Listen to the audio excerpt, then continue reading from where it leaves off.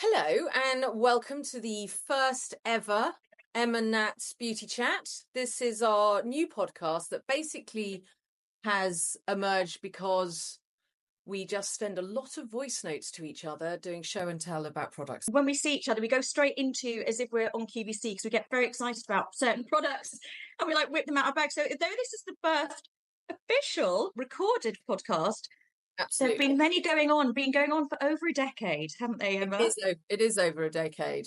So, I'll introduce myself. I'm Emma White-Turle and I'm a makeup artist and a beauty editor. I have been a slight skincare obsessive for probably about 30 to 40 years, which is giving away how ancient I am right now. Well, which is why you look so amazing because, the proof is in the pudding, as they say. One hopes. I am Nathalie Eleni and I'm a makeup artist also, a skincare specialist and a beauty director. I was working out the other day, I've been in the beauty industry working for over 2 decades now. So a long time. We probably have 50 years worth of experience between us. Yeah. And at least about 12 hours of voice notes to each other. Yeah. And I wish we'd kept them because honestly, I feel like we wouldn't even need to record this. We could just literally put together our voice notes. I'm very happy to be recording this. I'm very happy that we've actually started doing this. It's something we've talked about for a long time. Emma and I just have such a passion and love for beauty products, makeup, but most importantly, sharing it with everyone because we love to make our clients and feel good, and we love to tell our friends about amazing new products because beauty is fun. It's also overwhelming. If you walk into any department store nowadays, there are millions of choices. I find it overwhelming going into a department store trying to find one thing when I've got so many to choose from. And so I think this podcast comes to us as we want to be able to talk about products that we genuinely love and that genuinely work. But we are going to start each episode with product of the week. So my product of the week is this. I've actually got some of my products here that I'm going to talk about today. So this is by a company called Indeed Labs, and they've been going for a really long time. I think when I first properly started doing makeup artistry in the sense of doing editorial photo shoots, their first product was the Nano Blur Primer, which I'm sure you know, Emma, because it's been like a hero product. Polyfiller. Yeah, basically, and it was before anyone else really was on that trend. And so I've been a fan of the brand, but recently, maybe like for the last 8 months, I use these a few times a week. It's the Bakuchiol Resurface Pads, and they're a gentle alternative to retinol. So I just love them because they come in little pads, so they're very convenient to use. And you just, once you've cleansed your skin, toned, then just wipe over your skin. It has like a serum in it, so it puts like beautiful sort of hydrating serum on your skin, just very light, but it also has AHAs in it, so it really helps to dissolve any dead skin buildup. So it's really great for just keeping your skin looking bright and fresh. It's kind of fuss free, and it's also really, more of a budget buy than a lot of these kind of products. So that's my product of the week because it's something I genuinely really love, and I don't use it every night, and there's 30 pads in a pot, so for me it can last like a couple of months, which it's pretty good. I think it's under £25 as well. That's very reasonable. And having AHAs into a toner like that is actually the safest way to resurface your skin. It does the least amount of damage, and actually helps keep your skin and healthy, but doesn't compromise the skin barrier either. Yeah, it's very, very gentle because I can get quite sensitized skin, especially in the hot and the cold, and it's just a very gentle product. It doesn't make my skin dry. It's very nourishing. So yeah, that is my product of the week. What's your product of the week? It's very hard just to choose one product, isn't it? It's actually really difficult. I decided I would start this with one of the products that I have hoarding capabilities towards, and that is a mascara. And I love mascara. It is the one bit of makeup that I will wear every single day. I love mascara, but I feel that I'm always trying to find my mascara. I just feel like it's that one product I always lose, and it's never the perfect consistency. There's a real fine line, isn't there? A timeline of a mascara. There is, and it's either too wet or it's too dry. Yeah. But I think I found the one, And it is the Maybelline Colossal Curl Bounce Mascara. It does everything I want it to. But I've got really pale eyelashes, so I look a little bit like an anemic rabbit without mascara on. And this is really, really inky black. It's that sort of almost blue black. Oh, I'll be putting that in the Amazon shopping basket after this, Emma. Thank you. I bulk buy it, but it's really clever because it's got apparently a 24-hour staying power. Now, I haven't actually tested a 24-hour staying power because when was the last time we were up for 24 hours? I mean, I can sometimes do a 24-hour, especially if I get myself onto Etsy. If I get onto Etsy, then I can literally do an all-nighter, basically. No, I no, especially at this time of year, I need to hibernate. But I can say that I have worn it for a really long time and it doesn't smudge, it doesn't flake, and it doesn't clump. My clients really like it because it's got a really beautiful wand, so it actually slightly curved. So it actually helps keep a little bit of a curl in your eyelash. It works better, I think, than some of the more expensive, what would be deemed luxury brands, right? Because I think the price point of this is around about £10. Whilst we're actually talking about mascara, I don't think I've ever asked you this question. I mean, it's not like a, groundbreaking question, but just out of interest, what are your views on eyelash curling? Oh, Some people swear by it. well, I'm not a massive lash curler. I am with some people, but I find sometimes I feel that it changes the shape of the lash so much that it almost loses like its natural, because if you put mascara on and you really zigzag from the root and lift up, you can really kind of give it a lift anyway. I like to use the mascara almost to press it into place. I mean, I don't personally use an eyelash curler on myself. I've got quite long eyelashes, but they are very pale. So with the longer the eyelash, the more it seems I don't want them sort of stuck in my eyebrow. I don't. No, and then it smudges on the They also eyelids. But no, it's just touch the outside of the inside of my glasses, which really annoys mm. me. But on other people, if their eyelashes are shorter and quite straight, I will try and give a little gentle curl. I do think that actually there are lots of other alternatives now. I mean, there are lots of curling mascaras. You can use those heated wands. I think Yeah. Now they're quite drying, so I would say yeah. use your mascara first to protect the lash with the wands. I think there's a company called Lash Star, and they do quite a nice, gentle, heated eyelash curler, which is a little bit less threatening than this giant metal clamp. But if you don't use it all the time, anything can damage anything, can't it? It's just, I always think if you put your mascara on first, then just use it, not necessarily every day. Or You use the clamp one or the heated one?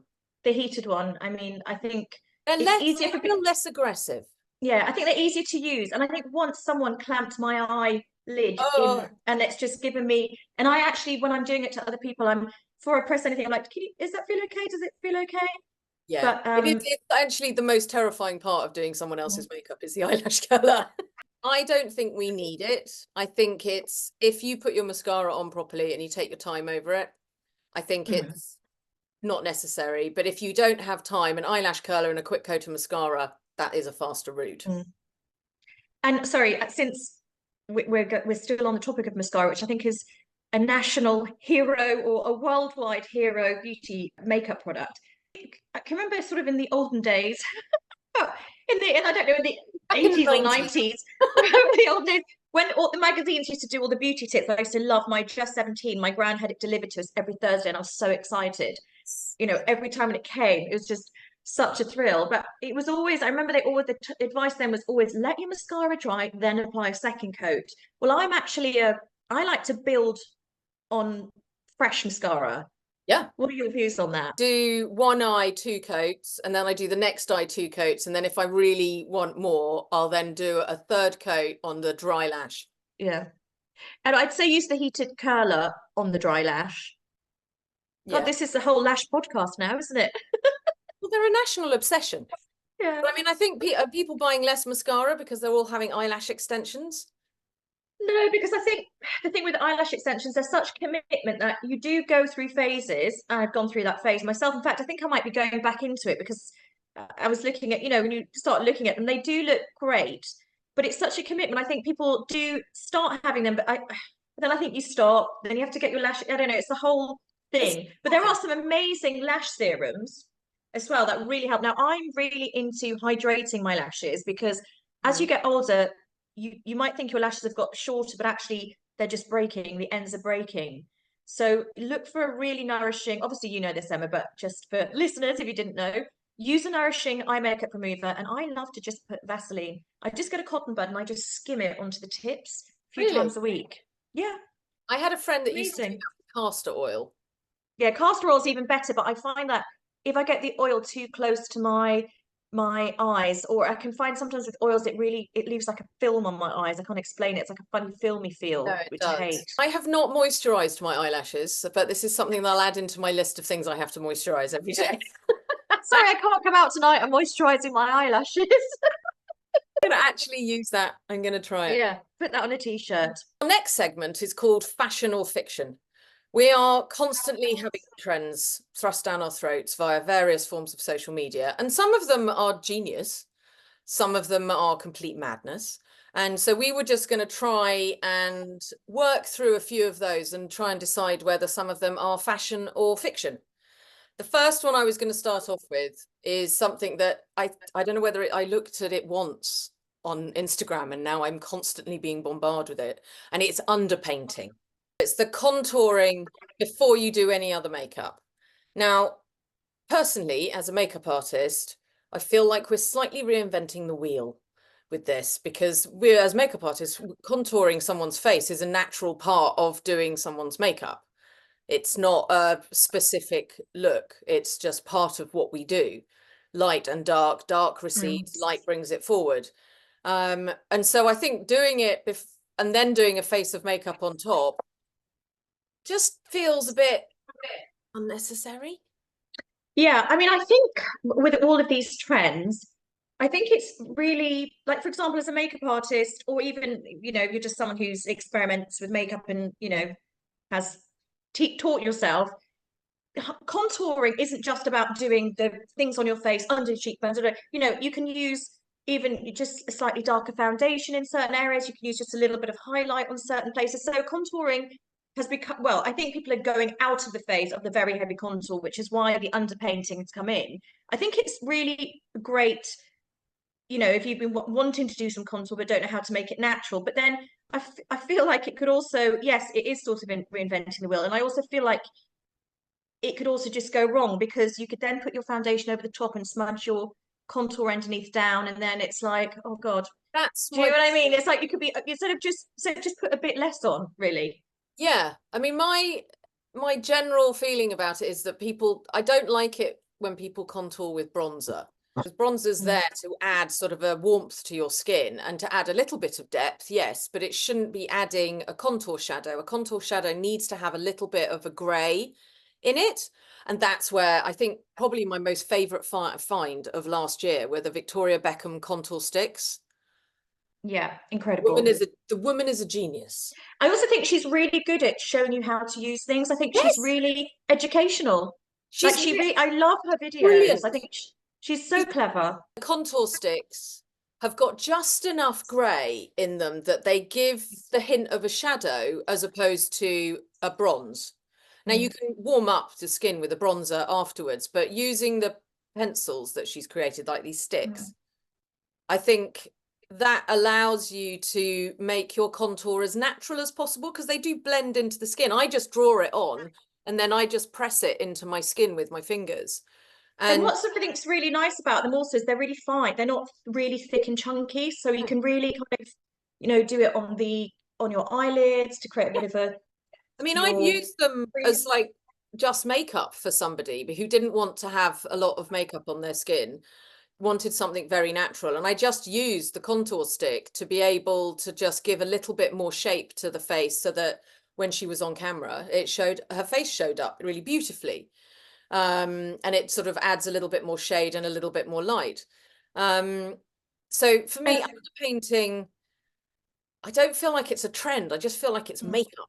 rather than being overwhelmed about underpainting, oh my goodness, I've got to read about all of this. How do I do this? Like you say, you could just put a bit of contour on and then just get a beauty blender, for example, or it doesn't have to be a beauty blender, a beauty sponge, make sure it's clean though. And then you can just take some of your foundation and just gently buff press over the top if you want to just blend it down a bit. And that's kind of underpainting in a really simple way without overcomplicating, you know, feeling like you have to do everything perfectly and then you do each layer. I think, yeah, I mean, people just want to create content, which is great. And I think there's some really educational, amazing, I know, you know, especially teenagers that have like basically taught themselves makeup from watching videos. There's a lot of talent. But I do also think for the person that doesn't have that much time and they're not really that, they don't love makeup, they, you know, want to feel better in what they're using, etc., then I just don't get too stressed by all these trends. No, Because you've probably been doing it anyway. yeah, Just under I a feel different like name. this one is probably a bit of fiction. I don't Mhm. feel like it's something that is even considered. Yes, it sounds more than it is. Absolutely. So for our final part of our podcast, we're effectively going to do a call-in, sort of. I mean, obviously you're not phoning into us right now, but we are going to answer some questions that we get asked on our various forms of social media. And we also did a little poll of some of our clients of what they would ask us if they could ask us any one thing. And I have picked one out of a hat at random, and the first question is, should I use an eye cream and which one is best? Oh, there's a big question. Do you use an eye cream, Natalie? So, if I'm being really honest, and it's quite naughty, I know, I do love an eye cream.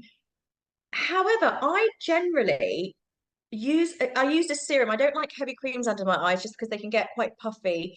And I always say to clients, just, you know, apply a cream or a gel to the areas you need it and around the orbit. Otherwise, when you go to bed, it's going to kind of creep up and cause puffiness. But I tend to use my serum and take it up around my eye. However, in saying that, I mean, look, I've used millions of eye creams all through my life. I think I started it probably about 18 because I've been obsessed.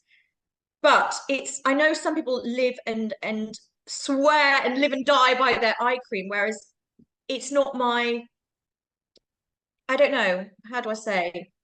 If I It's, didn't have one, I wouldn't freak out. But I am using this very good one, which I suppose my concerns are more puffiness and dark circles. And this is one by Hydropeptide called Eye Authority. And I really love this because I love the brand. It's got lots of peptides in it. It's kind of very intelligent ingredients, intelligent science behind it, and it's so light. And you like to use it throughout the day. So if I'm going out in the evening, you know, and you feel a bit cakey, and well, not cakey, but hopefully I don't look cakey, but you know, you feel a bit dry rather than using it at night time. I feel like it's a really good refresher product. If you it don't is. want to redo all your makeup, you just need to add some hydration. But No, you love an eye cream, don't you? I do love an eye cream, and it was a bit of skincare advice my mother gave me when I think I was probably about 16 or 17, and she gave me this whole sort of like cleansing, toning, moisturizing set from I think Clarins, which we all used Clarins 30 odd years ago. And she said if you start using an eye cream now, in 30 years time you will thank me.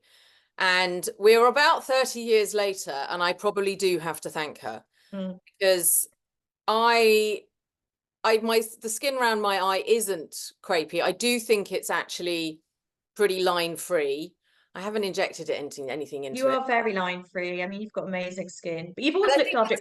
but it's moisture. I think it's Mm. adding moisture, and that's what you're saying. Yeah. You like to Oh, add so it. I always add moisture. Now, I love to do eye massages, and if I put my eye cream or a serum on, like I'm actually doing it now. God, it makes such a difference. No, it It's so does. relaxing for yourself. But obviously if I'm because I do regular eye massages, I'll use it. So yes, I always hydrate the area, but Yeah. I'm not sort of really strict that it has to be an eye cream. It could be a really lovely, nourishing, light serum that I'm using. Yeah, I think Um, you have to have something that's light because the yeah. skin around the eye is the most fragile and it's the thinnest. I think I have two eye creams that I genuinely adore, and there's one that I constantly recommend to clients, especially when they're doing a very long press tour, and that would be the Murad Vita C eye cream. So it makes a marked difference to your eye area if you use it. You do see a difference very quickly because it really helps with dark circles, and it's got gold stabilized vitamin C in it. So it's Right. really Well, I'm going to have to obviously get that as well. I'm not. it is beautiful. I'd probably rescue it in a house fire. It's got a high antioxidant defense in it, and it's really bioavailable for increased absorption, ensures stability and the potency of the vitamin C in the skin. So, because some people get a bit nervous of vitamin C, and Yeah, because it can be quite reactive. it Some can. forms, it's like This anything. this is amazing. Even on my skin, and I am really reactive, it's it's really beautiful. And it just immediately lifts the eye area. So you can, if you are feeling a bit dehydrated or a bit grey, a bit tired, it immediately brightens. But with continued use, you do see a reduction in dark circles and puffiness, and reduction in any like dehydration lines around the eye. I think it's pretty amazing. Well, I've actually just been sent some of their products to try a new launch. I don't think it's launched yet, but yeah, I think I have been sent it before, but you know what it's like, you get overwhelmed. We get sent so much, Emma and I, for our jobs. You know, people are, brands always want to send us products, and um, so you can sort of get stuck to the things you like. But I tell you something that I've been using recently, which I absolutely love for the eye area. Actually, I'm not recently, I've been using it for quite a while now, and I've been recommending it to everyone. It's called Peep Club, and it's a little heated gadget that has micro vibrations and also a little LED light. Although to be honest, I use it more for the heat and the little micro vibrations. You can run it along the eyes. You can take it right to the lash line because it helps with dry eyes, which is something I didn't even Is it a know was a wand? thing. Is Yes, it it's a a wand? wand. Oh, I don't know It's what so that is on the lovely. wand. I'm obsessed with it, and I do that every night. You know, it's so relaxing when it heats because you always think of having cool things around your eyes, which also is very soothing. But this is, and it really does sort of just help to, yeah, it's just amazing. Honestly, it's so amazing. I keep using it on shoots, then end up giving it to my clients because they're obsessed with it. Even my 11-year-old son, he started using it just because he finds it so relaxing. He's also got a silk pillowcase and silk eye patches, so he's fully Oh, involved. I love things like that with your eye cream, anything with circulation, anything to help, decongest the eye area.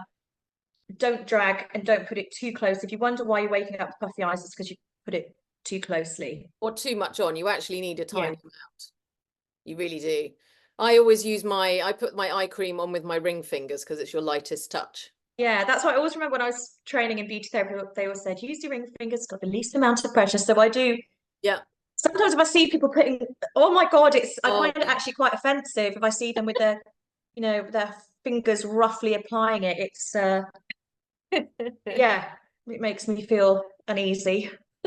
I'm very oh, delicate. very good. No, well, so basically, yes, using an eye cream is a good idea. And so that, I think, concludes our very first podcast. We're going to try and do this weekly. And if you've got any questions, please do find us online and drop us a note. Well, thanks very much, Emma, for the chat. I mean, I definitely feel like every time I meet Emma, there's always a new product I'm gonna get to try or get excited about. Still, all these years later, still get excited, and I'll definitely have to get you one of those eye gadgets. No, I really want an eye gadget. My That husband, when he listens to you and I talking to each other, says that I'm a beauty enabler.